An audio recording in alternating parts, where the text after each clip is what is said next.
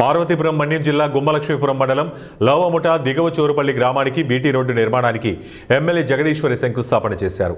అనంతరం అదే మండలంలో అమిడి గ్రామంలో మీ భూమి మీ హక్కు కార్యక్రమంలో పాల్గొని అర్హులైన నిజమైన హక్కుదారులకు పట్టా పాసు పుస్తకాలు పంపిణీ చేశారు.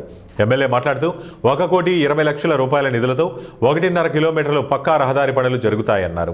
ఏజెన్సీ ప్రాంతాలలో డోలీ రహిత గ్రామాలే ప్రధాన లక్ష్యంగా కూటమి ప్రభుత్వం పనిచేస్తుందన్నారు.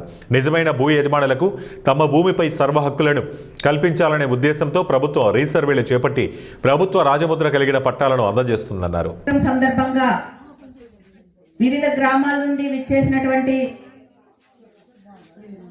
రైతులకు ప్రతి ఒక్కరు కూడా మరి ఏదైతే మీ భూమి మీ హక్కు కాబట్టి మీరందరూ కూడా మీ హద్దులు ఎంతవరకు ఉన్నాయి, మీ భూమి మీ పట్టాలో ఉన్నటువంటి ఎన్ని ఎకరాలు వచ్చాయి అనేది మీరందరూ ఒక్కసారి గమనించుకోండి.